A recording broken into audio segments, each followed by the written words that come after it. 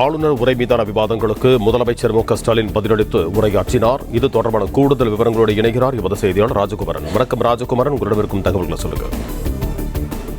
ஆளுநர் உரைக்கு நன்றி தெரிவிக்கும் தீர்மானத்தின் மீதான விவாதம் இன்று முடிவுக்கு வந்திருக்கின்றது. நிறைவாக பதிலுரை ஆற்றிய தமிழக முதலமைச்சர் பல்வேறு முக்கிய அறிவிப்புகளையும் வெளியிட்டிருக்கின்றார்.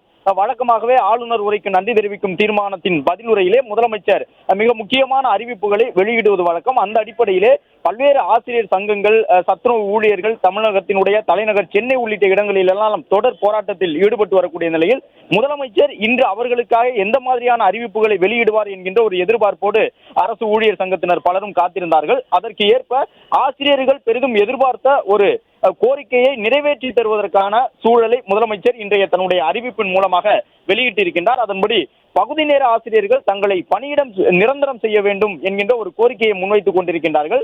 அந்த அடிப்படையிலே பகுதி நேர ஆசிரியர்களுடைய பணி நிரந்தர கோரிக்கைக்கு வலு சேர்க்கக்கூடிய வகையிலான ஒரு அறிவிப்பினை முதலமைச்சர் இன்று வழங்கியிருக்கின்றார். அதற்கான அரசாணை விரைவில் வெளியிடப்படும் என்கின்ற தகவலையும் சட்டப்பேரவையிலே முதலமைச்சர் சொல்லி இருக்கின்றார்.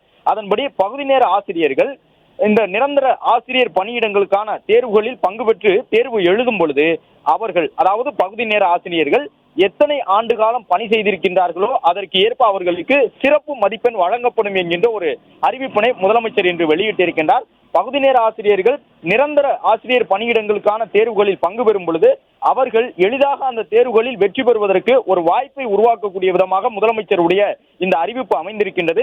ஒரு பகுதி நேர ஆசிரியர் எத்தனை ஆண்டுகள் பணி செய்திருக்கின்றார் என்பதை பொறுத்து அவருக்கு சிறப்பு மதிப்பெண் வழங்கப்படும். அந்த மதிப்பெண் அவர் தேர்வில் பெறக்கூடிய மதிப்பெண்ணோடு சேர்த்து நிரந்தர பணியிடங்களில் வெற்றி பெறுவதற்கு உதவக்கூடிய வகையிலான ஒரு அறிவிப்பினை முதலமைச்சர் இன்று வெளியிட்டிருக்கின்றார். அது மட்டுமல்லாமல் சிறப்பு காலமுறை ஓய்வூதியம் பெறக்கூடிய சத்துணவு தொழிலாளர்கள், அங்கன்வாடிகளில் பல்வேறு நிலைகளில் பணி செய்யக்கூடிய உதவியாளர்கள், தூய்மை பணியாளர்கள் என்று 1.5 லட்சம் பேருக்கு மேல் பலனடையக்கூடிய புதிய அறிவிப்புகளை முதலமைச்சர் இன்று வழங்கி இருக்கின்றார். அதன்படி சிறப்பு ஓய்வூதியம் பெற்று வரக்கூடிய அங்கன்வாடி பணியாளர்கள், கிராம ஊராட்சி செயலாளர்கள் இறந்து விட்டால் அவர்களுடைய குடும்பத்துக்கு குடும்ப ஓய்வூதியமாக 1200 ரூபாயும், சிறப்பு ஓய்வூதியம் பெற்று வரக்கூடிய அங்கன்வாடி பணியாளர்கள், அதே போன்று அங்கன்வாடிகளில் இருக்கக்கூடிய பல்வேறு சிறப்பு காலமுறை உதவி பணியாளர்கள் இறந்தால் அவர்களுடைய குடும்பத்திற்கும் குடும்ப ஓய்வூதியம் 1100 ரூபாய் வழங்கப்படும் என்கின்ற ஒரு அறிவிப்பினை முதலமைச்சர் வெளியிட்டிருக்கின்றார். அது மட்டுமல்லாமல் கலைஞர் கனவு இல்ல திட்டத்தின் மூலமாக தமிழகம் முழுவதும் புதிய வீடுகள் கட்டித்தரப்படுகின்றன. அந்த திட்டத்திற்காக கூடுதலாக 1 லட்சம் வீடுகள் கட்டக்கூடிய வகையிலே 3500 கோடி ரூபாய் ஒதுக்கப்படுவதாக முதலமைச்சர் அறிவிப்பினை வெளியிட்டிருக்கின்றார்.